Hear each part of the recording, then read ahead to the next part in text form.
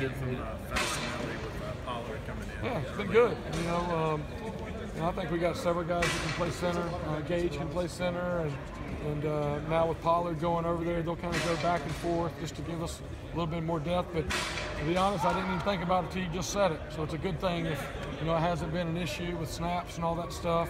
And I think Coach Caldwell did a good job last year. Not many people play a second center and roll centers in games, especially when you have the type of seasons we're having and everything on the line. But those guys got some good snaps last year, so really it's just kind of not been an issue so far, and hopefully that'll continue when pads get on. Jeff, you were talking about the hunger you wanted to see out of these guys. When you're talking about Trevor and Justin and T and Travis, it's just not in their nature as people to be too impressed with themselves or to get sort of. I think everybody's a little bit different, but those guys, we've been fortunate at Clemson, not all of them, but the majority of our superstars are what we call low maintenance superstars.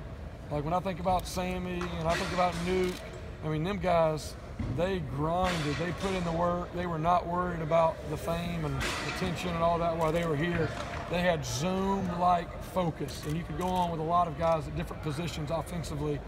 Mike was that way as well, but that's the same thing that I see, and we try to share that because these guys, they weren't here with that group, but us coaches, we were.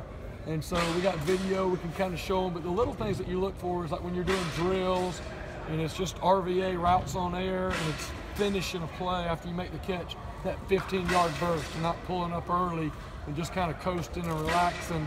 Those are the little things that you look at as a coach. And them guys, and also the best teams that we've had, the best offenses we've had, our best players have been the hardest workers and have kind of led by example. Deshaun, all those guys.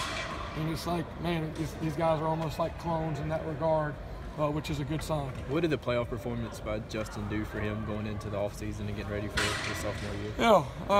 I think it, just obviously helped kind of create that confidence. I don't think that he was shocked or major league surprised. I don't think any of us were shocked or major league surprised because you could just see him getting better and better and better. And so that really was kind of what I expected. It's one thing to expect it, it's another thing to actually get the opportunities. Everything has to work out right.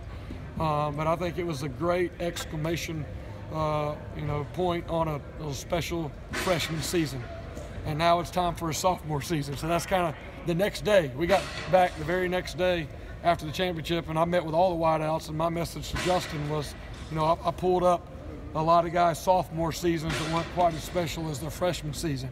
Kind of explained how that happens a little bit, and I haven't seen any of those signs.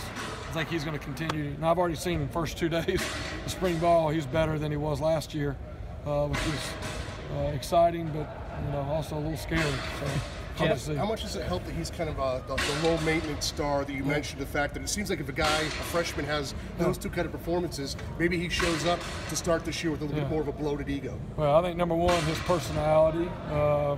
We saw that in recruiting, and I think Clemson attracts those kind of kids. For whatever reason, maybe because Coach Sweeney, in his recruiting talk, he gets up there and spends 30 minutes talking about no entitlement. You're going to have to earn it. I'm not going to promise you anything. Or sometimes, the other recruiting head coaches at other schools are sending them text messages guaranteeing them they're going to start day one, which I think probably is not accurate, and we don't get kids that are looking for that. So usually the guys that we attract are the guys that are humble, hungry, hardworking, and want to get better. But Justin, number one, just his personality is not one to get real excited and get caught up in that. He reminds me a lot of Sammy in that regard.